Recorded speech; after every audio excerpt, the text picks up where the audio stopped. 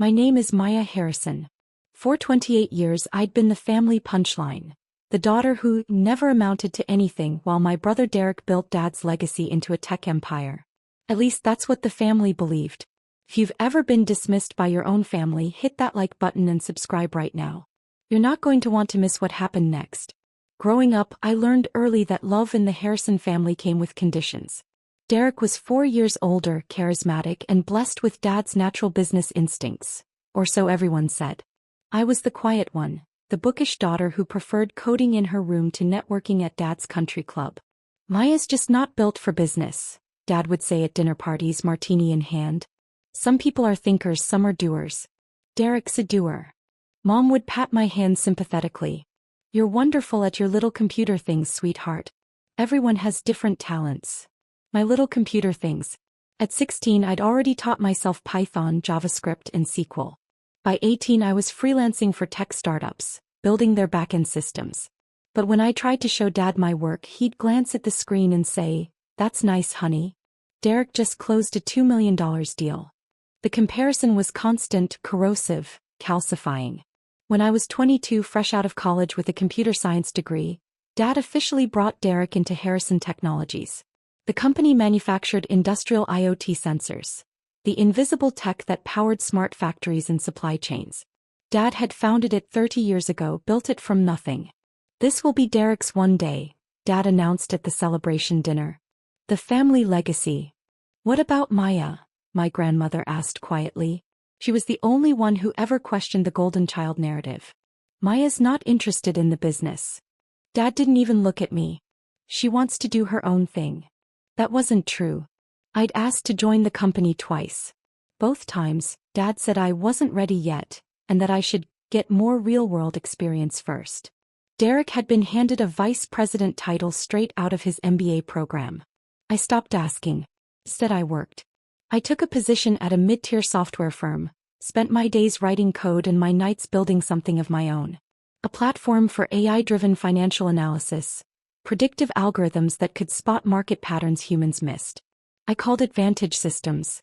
My grandmother was the only person I told. She'd pull me aside at family gatherings, ask about my progress with genuine interest. "Your grandfather would be so proud," she'd say. "He always said you had his mind, the one that sees 3 moves ahead." He died when I was 25. Her will left me $500,000, explicitly designated for Maya's entrepreneurial pursuits. Derek got the family vacation home in Aspen. The money gap was obvious. "Grandma always had a soft spot for you," Mom said almost apologetically. She worried you'd struggle. The implications stung. Charity for the daughter who couldn't make it on her own. I took that $500,000 and poured it into Vantage Systems. Within 6 months I had 3 corporate clients. Within a year I had 12. Within 18 months, a private equity firm offered me $50 million for a 40% stake. I took the deal. Suddenly, Vantage Systems was valued at $125 million and I owned the majority. I didn't tell my family. I wanted to see if they'd love me without knowing. Call it a test. Call it self-preservation. Call it watching people reveal who they truly were when they thought you had nothing to offer. While my family believed I was still figuring things out, I was building. Vantage Systems grew fast. Too fast for me to handle alone.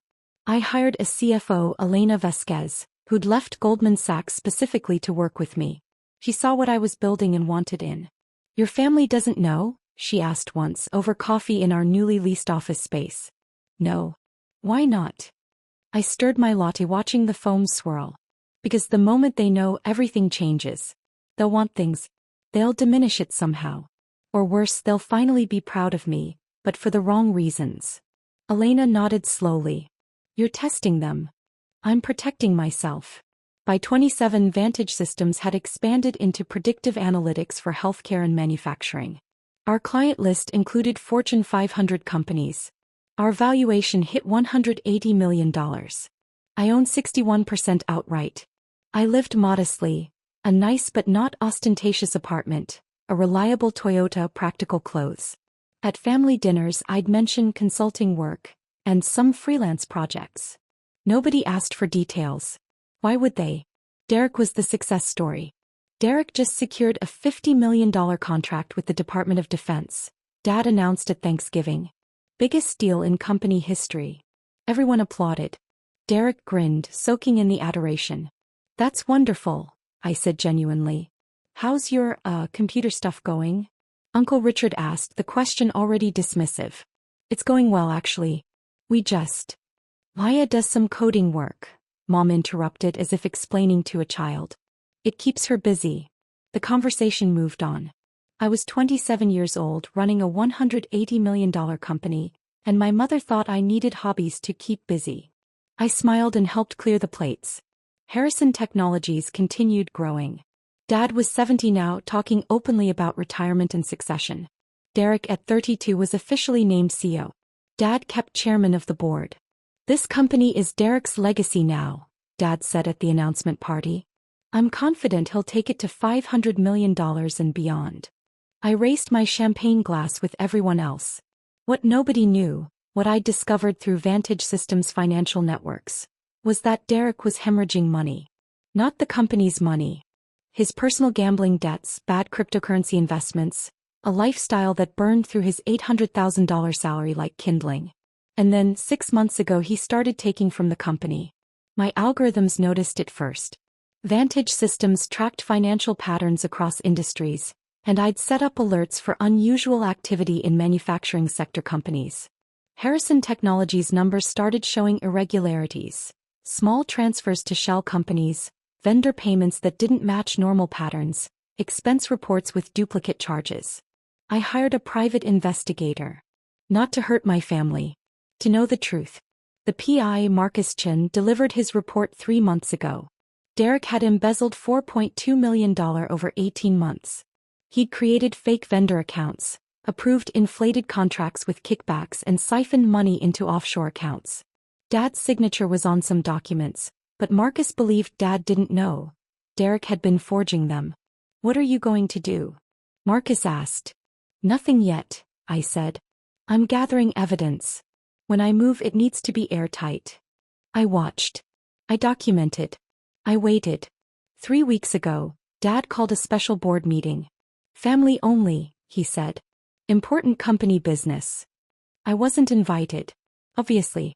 But then 2 days before the meeting, Derek called me.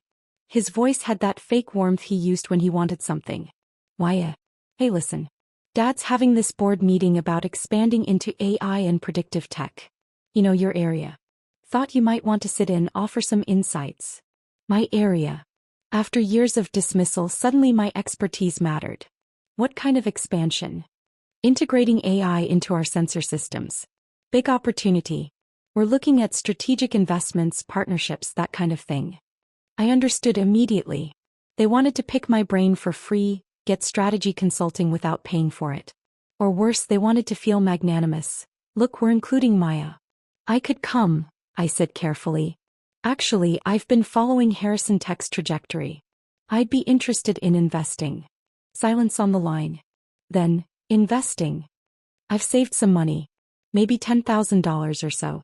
If the company's expanding into my field, I'd like to be part of it. More silence. Then Derek laughed. Not kindly. $10,000? Maya, we're talking about $50 million in capital investments. But sure, come to the meeting. Your insights might be useful. The condescension dripped through the phone. Drop a comment and let me know where you're watching from tonight. The Harrison Technologies boardroom was all glass and steel, overlooking downtown Seattle. Floor-to-ceiling windows, original art on the walls, that specific smell of money and mahogany. I arrived early, wearing a simple navy dress and carrying my leather portfolio. The one that held documents they didn't know existed. Dad, Derek, Mom, Uncle Richard, company treasurer, and Aunt Caroline on the board, were already there. Plus Harrison Tech's corporate attorney, James Sterling, who looked uncomfortable. Paya. Mom kissed my cheek. I'm so glad Derek invited you. It's wonderful to have the whole family involved. I smiled and took a seat at the far end of the table. Derek stood at the head, a presentation already loaded on the screen. All right, let's get started.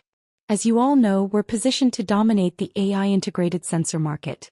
I've identified 3 strategic moves. He clicked through slides. partnerships with AI firms, acquisitions of smaller tech companies, an IPO timeline for next year that would value Harrison Technologies at $500 million. It was actually a solid strategy. Derek wasn't stupid, just corrupt and arrogant.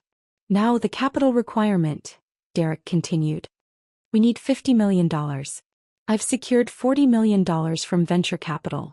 We need $10 million more for optimal positioning. Dad nodded approvingly. The family should contribute. Show confidence in our own company. Exactly, Derek said. I'm putting in $2 million. Dad, Uncle Richard, we'd like you each to invest $3 million. Aunt Caroline, $1 million. Numbers that made my $10,000 offer laughable. That was the point. Actually, I said quietly, I'd like to increase my investment offer. Everyone turned to look at me. Derek's smile was patronizing. Maya, that's sweet, but we're talking serious capital here. This isn't. $15 million, I said. I can have it wired by Friday. The room went silent. Dad actually laughed. Maya, honey, where would you get $15 million? My business has done well. You're consulting? Mom looked confused. Sweetheart, that's impossible. You'd have to. Keep your pathetic savings, Derek cut in, voice sharp now. The facade dropped. This is a $200 million company, not a lemonade stand. We don't need desperation money from someone pretending to play entrepreneur. The words hit exactly as intended. Dad didn't defend me. Uncle Richard looked away. Mom's sympathetic smile said, Derek's right, honey, don't embarrass yourself. I opened my portfolio quietly. Inside were documents. So many documents. I'm not pretending, I said softly. Why, James Sterling, the attorney, spoke up. His voice was gentle but firm. Perhaps we should discuss your financial situation privately. This board meeting isn't. A knock at the conference room door. Everyone turned. Derek's assistant opened it, looking pale. Mr. Harrison? There are people here from the SEC and the FBI. They say it's urgent. 3 people entered. A woman in her 50s wearing a gray suit, an FBI badge on her hip. 2 men in darker suits, SEC credentials already out. Sorry to interrupt, the woman said. Not sorry at all. I'm Special Agent Victoria Reeves, FBI Financial Crimes Division. These are investigators Martin and Okonkwo from the Securities and Exchange Commission. We're executing a warrant related to Harrison Technologies' financial activities. Dad stood up, face reddening. What is this about? We've done nothing. Sir, please remain seated. Agent Reeves' voice was pure authority. We're here regarding a fraud complaint filed by your majority shareholder. It alleges systematic embezzlement, securities fraud, and wire fraud totaling $4.2 million. Derek's face went white. Majority shareholder? Dad owns 60% of the company. No, Investigator Martin said, opening his briefcase. According to our records, your father owns 23%. You own 15%. The majority stake, 61%, belongs to Vantage Systems LLC. I watched Derek's brain try to process this. Phil. Restart. Vantage Systems? Dad's voice cracked. What the hell is Vantage Systems? Agent Reeves looked at me. Ms. Harrison, you filed the complaint. Do you want to explain or should we? Every eye in the room turned to me.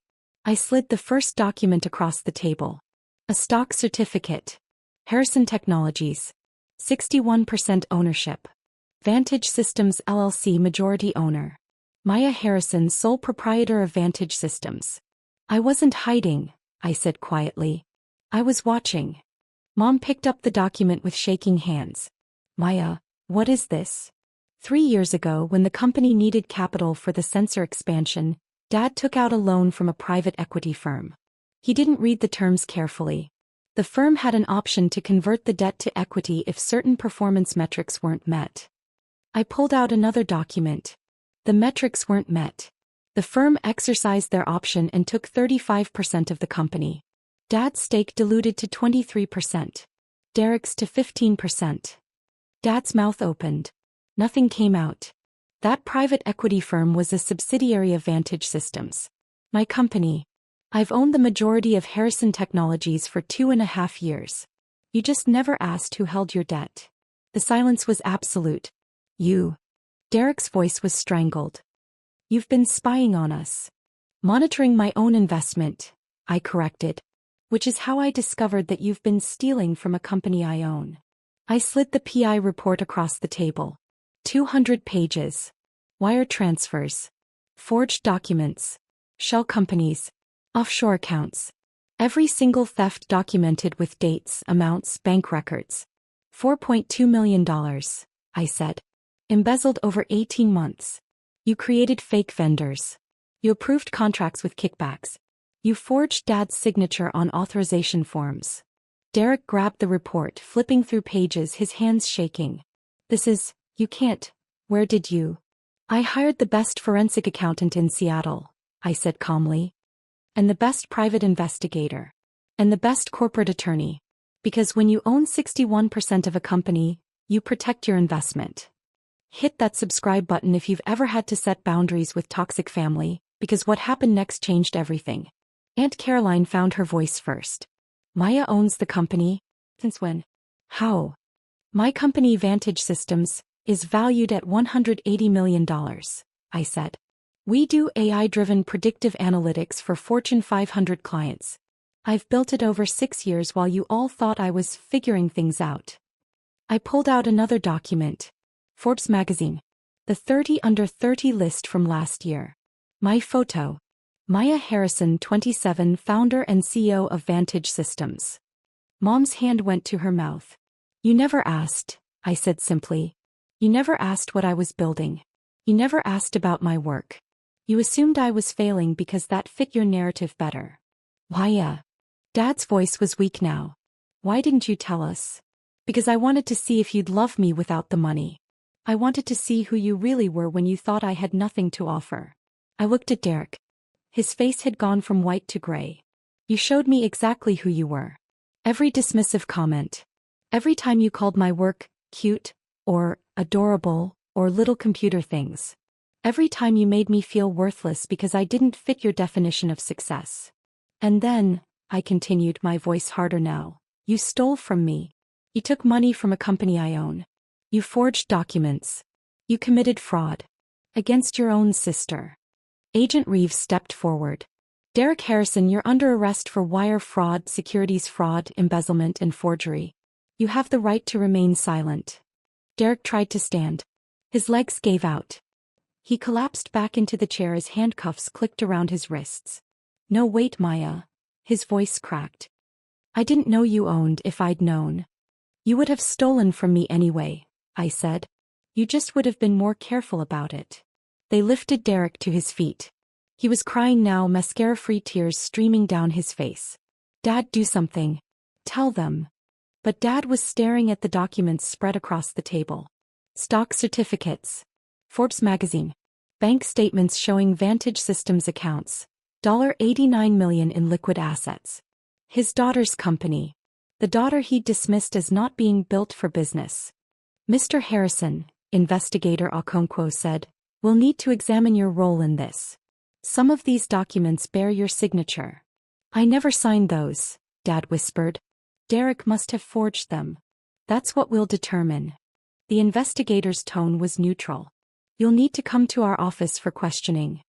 Uncle Richard stood abruptly. I had no knowledge of any fraud.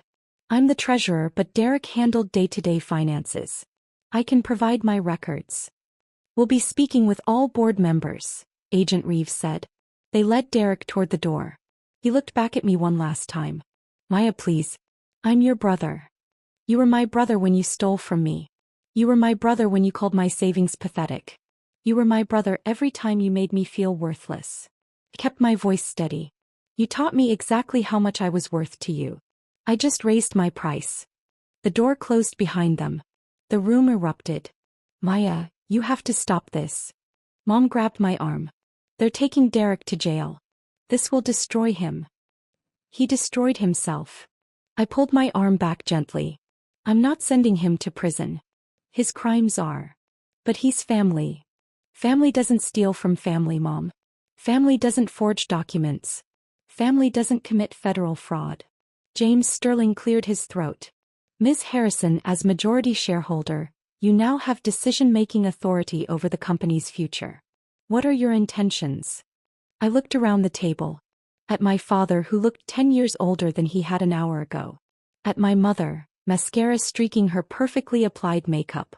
At Uncle Richard and Aunt Caroline, both calculating their own exposure. First, full cooperation with federal investigators. Complete transparency.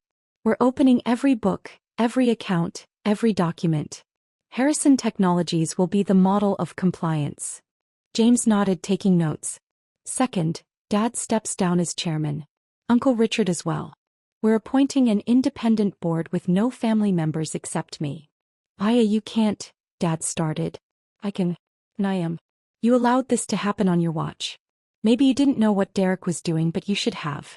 You were so busy celebrating your golden child that you never looked at the actual numbers. Third, the company name changes. I'm not destroying Harrison Technologies. The employees, the clients, they've done nothing wrong. But we're rebranding. New name, new leadership, new direction. And fourth, I stood up, gathering my documents. I'm moving Vantage Systems headquarters to Seattle. We'll be integrating the companies. The technology Derek wanted? It's already mine. The AI platform he wanted to partner with? I built it. I looked at my father. Really looked at him. You said I wasn't built for business, Dad. You said I was a thinker, not a doer. Turns out I'm both. I just didn't need your permission to prove it. His face crumpled. Maya, I'm sorry. I'm so sorry. I never meant. Yes, you did. My voice was soft but firm. Every time you compared me to Derek, every time you dismissed my work, every time you made me feel less than, you meant it. You believed it. But if you'd told me, if I'd told you, you would have found a way to diminish it. Or you would have suddenly been proud of me, but only because I fit your definition of success. I didn't want conditional love. I wanted you to see me. Just me. Without the money, without the company, without any of it. Tears were streaming down his face now. I did see you. I do see you. No, Dad. You saw what you expected to see. And I let you because I needed to know who I was without your validation. I picked up my portfolio. I know now. I'm someone who built a $180 million company from a grandmother's inheritance and my own talent. I'm someone who protected her assets and exposed fraud. I'm someone who doesn't need you to tell me I'm worthy anymore. I walked to the door, then paused. Derek's attorney will probably contact me about a plea deal. I'll consider it. But understand, I'm not doing this to destroy my brother.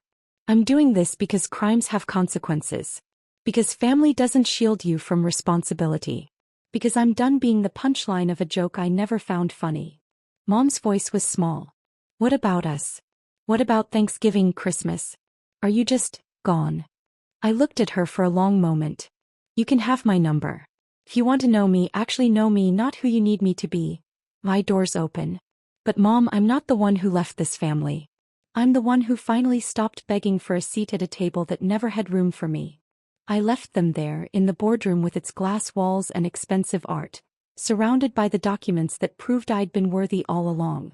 The fallout was spectacular and swift. Derek pleaded guilty to wire fraud and embezzlement. His attorney negotiated a deal.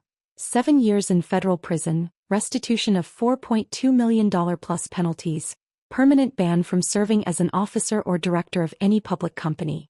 He'd been sentenced 4 months ago. Dad avoided criminal charges. Investigators confirmed Derek had forged his signatures. But the humiliation broke something in him. He retired completely, sold his house, moved to a small condo in Arizona. We talk once a month. Carefully. Awkwardly. Like strangers learning each other's language. Mom tried to maintain normalcy for the first few months, hosting family dinners that I didn't attend. Eventually she stopped trying. We meet for lunch once every few months. She asks about my work now, takes notes on her phone, tries to understand. It's progress. Slow, painful progress. Uncle Richard resigned from the company and moved to Florida. Aunt Caroline sends Christmas cards. Harrison Technologies rebranded as Vantage Industrial Systems.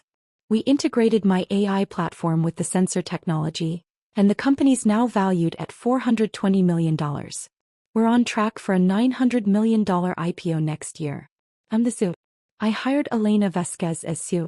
The employees, the ones who had nothing to do with Derek's fraud, thrived. Morale went up. Innovation accelerated. Turns out when you remove toxic leadership, good people flourish. I moved into a nicer apartment. Bought a Tesla. Started dating a software engineer who knew me for 2 months before learning about my company. We're taking it slow. I'm learning that not everyone sees success as something to exploit. Last week I had dinner with James Sterling, the company attorney. He'd become a friend through all this. One of the few people who understood what it cost to burn down your family's illusions. Any regrets? He asked. I thought about it. Really thought about it. No, I said finally. I regret that it had to happen this way. I regret that my family chose to see me as less than. I regret that Derek made choices that destroyed his life. But do I regret exposing the fraud? Protecting my company? Setting boundaries? No. You could have handled it quietly. Avoided the arrests, the publicity. And taught Derek that family loyalty means tolerating crimes? That I'd sacrifice justice for comfort? That would have destroyed me. James nodded. You know, your grandmother would be proud. That made me smile. Grandma who left me the inheritance that started everything. Grandma who saw 3 moves ahead. She knew, I said suddenly. She knew they'd never see me clearly. That's why she left me the money specifically for entrepreneurial pursuits. She was giving me an escape route. She was giving you the tools to build your own empire, James corrected. What you did with them, that was all you. If you've ever had to walk away to save yourself, tell me your story in the comments. What would you have done? Does any of this feel familiar? I still go to some family events. Carefully. With boundaries. My cousin's wedding last month. I went, stayed 2 hours, left before the drama started. I'm building new relationships with extended family who weren't part of the toxicity. Some bridges can be rebuilt. Others should stay burned. Derek writes me from prison sometimes. Letters full of apologies, explanations, justifications. I read them. I don't respond. Maybe someday. Maybe when he understands that sorry isn't magic, can't undo choices, can't erase consequences. My office overlooks Seattle's waterfront. Floor-to-ceiling windows, original art on the walls. The view that was supposed to be Derek's. The legacy that was supposed to be his. But here's what I learned. Legacies aren't inherited. They're built. By people who refuse to accept other people's limitations. By people who work quietly while others celebrate loudly.